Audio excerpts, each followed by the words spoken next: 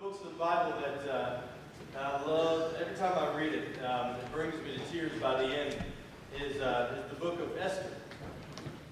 The reason is because it's the only book in the Bible where God's name is not mentioned. But when you're done reading it, there's no way that you can read that story and not see the hand of God all over. And that's how much of what I'm going to share with you guys tonight may seem. Because a lot of my life I wasn't following Christ, but He was following me. And He was faithful when I was not. And to that I give Him much praise and much glory. Also tonight I'm going to share things with you guys that I'm not proud of. And I don't share the things that I share to glamorize sin at all. Sin is evil. And it steals and it kills and it destroys. So the reason that I share these things with you is because this is the life that I live. And the things that I chased after, and the consequences that came with them, that God used to show me that apart from Him that there is no life. So that's the reason that I share those things with you guys tonight. I was born at a very young age, and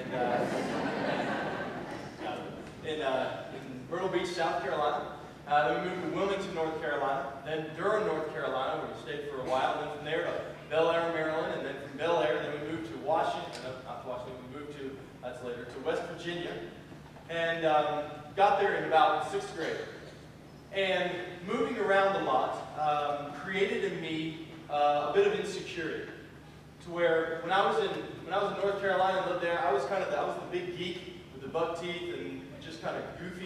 I don't know what my parents dressed me as, but it just looked like Halloween all the time. It was just I was kind of that geeky kid, and I was the one who always got picked on, got pushed around, got made fun of, got beat up, those kinds of things.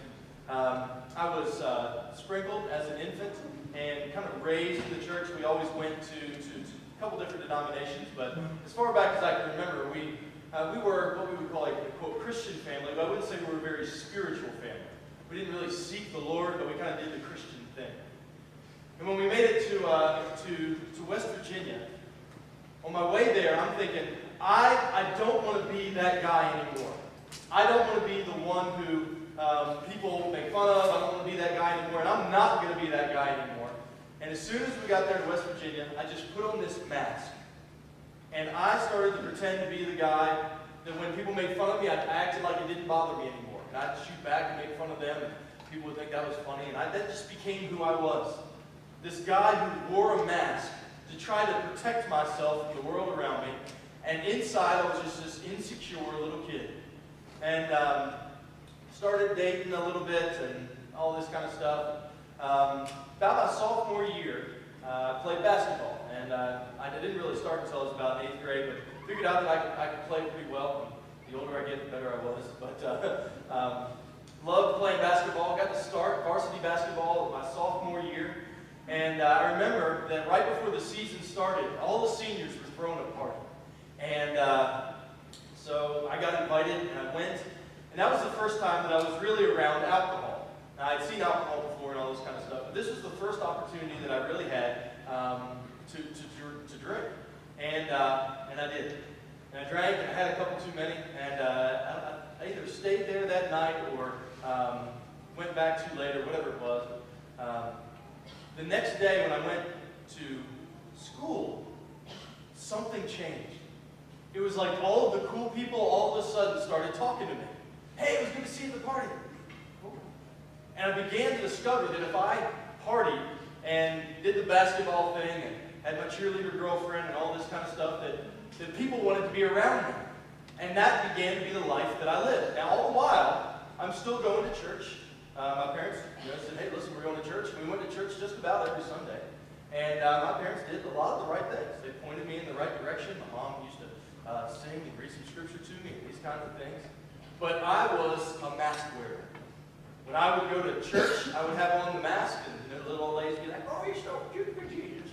And I'm like, I wasn't really, Then I'd go out and put on my party mask, and that's just, when I was in school, I was a class clown, and that's who I was. Well, as high school went on, I kept living this lifestyle, and then when my parents would go out of town, I would throw these parties.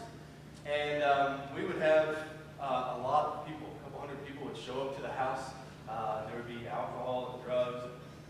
lots of rooms. And so very quickly I became real popular because I threw these big parties. One time, Dad came home. They came home early, and Big Jim descended the stairs like the Lord. You know, turn on the lights, and everybody scattered. But you know, I wasn't fazed. I just kept doing what I wanted to do because it was, quote, working for me. It was getting me what I wanted in life. And all the while, God was just distant to me. I could give you some answers in Sunday school, and I would say I was a Christian and all this kind of stuff, but when you looked at my life, there was no reason to think that I was a believer. So after my senior year, I started experimenting a little bit with smoking some weed. Went off to college, and all of a sudden, I'm in a place where now I'm totally insecure again and fearful, and I've got no curfews and no boundaries, and it was not good for me. I went off the deep end and started drinking nearly every day, started smoking a little bit more marijuana, and started to have relationships with girls that were not honoring at all to the Lord. And that was basically what my freshman year was about. Because I knew that if I would just go and do the party thing again and be the fun guy, that you can get friends like that. And it did. It worked. You can get friends like that. Great. So after my freshman year, I go back home, and I met a girl at a basketball tournament we were playing at. She lived in another town.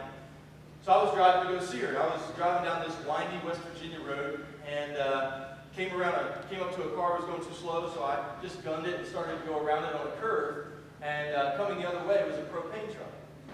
And it hit a propane truck head-on at about 70 miles an hour.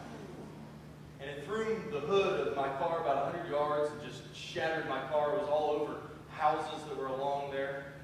And only by the grace of God, I crawled out and went and laid on the ground, and an ambulance came. They put me on the backboard. And my mom worked at the hospital, so it comes over the scanner. This is kind of a small town. Came over the scanner. Garrett Kell's been in a bad accident on Route 9, so she jumps in, comes out to the scene. Can you imagine, parents, seeing your child laying there bloody on a backboard, and she just comes, and you can just see tears in her eyes, and she's looking at me.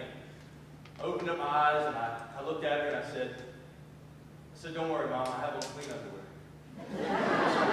She always used to say, "Wear clean underwear in case you're in an accident." I didn't want her to worry, so I reassured her that all was well. And that was kind of my attitude. I was like, yeah, I lived. And I went back to the house and sitting there on the couch, kind of recovering, just being cool. That's what I was. And the pastor comes to the house, Pastor Owen Woolman, and came in. I was sitting on the couch with my foot propped up. He sat in the recliner, chit-chatted for a moment, seeing how I was.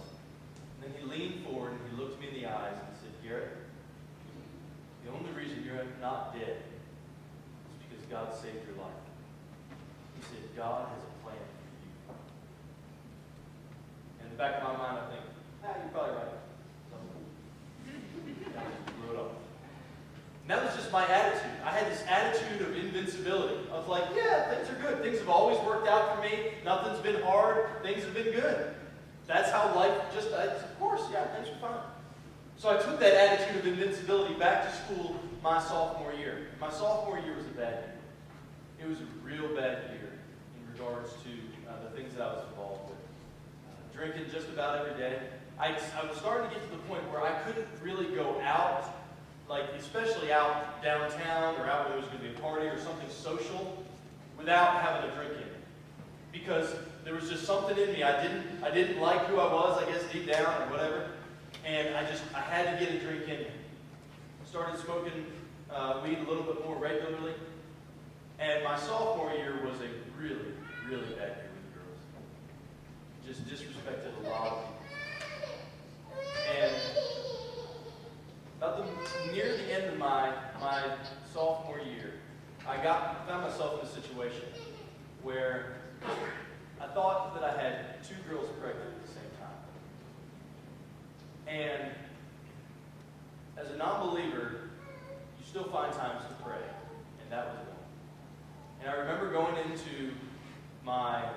shower, and I was standing there, and I just started crying out.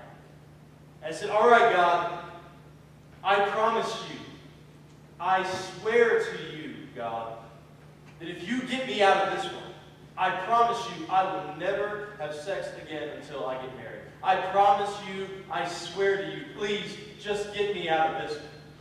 And I had prayed those prayers over the years in different situations where I needed God. And God kept his end of the deal.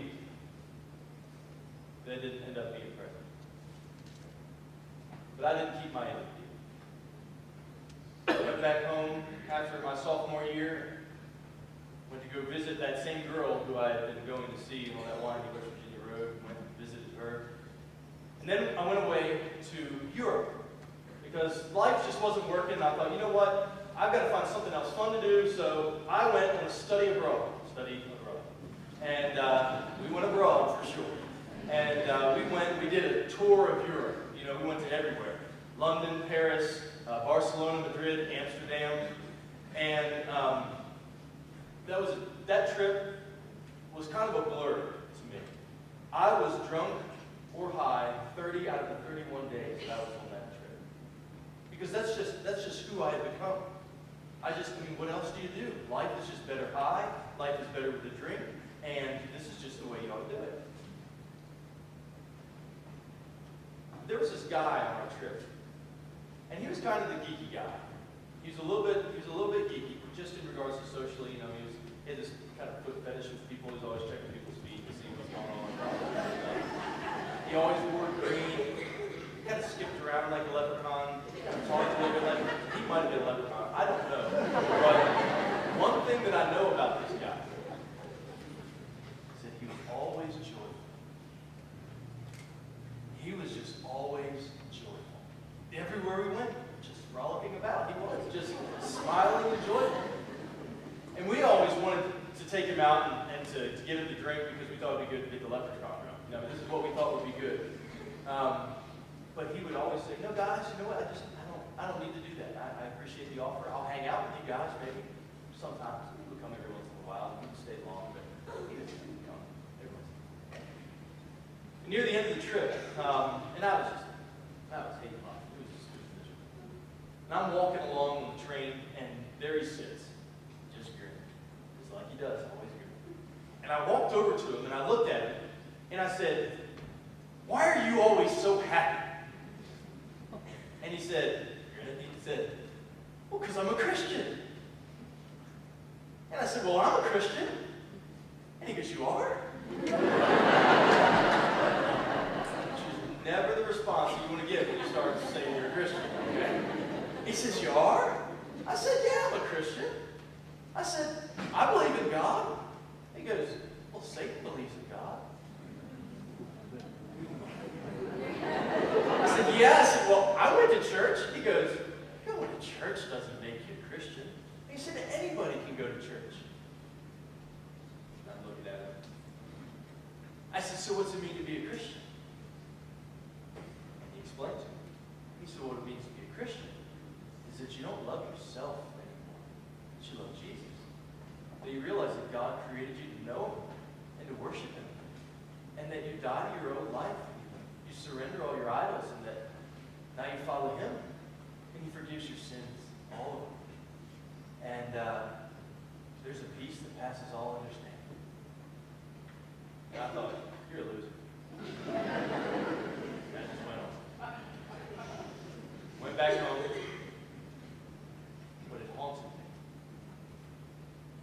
Because that guy who had nothing that I had, or nothing that I wanted, according to what the world said was good, he had nothing that I wanted. But he had everything I didn't have. He had peace, and he had joy, and he had a freedom that I knew nothing of. I could see it in him. And it haunted me.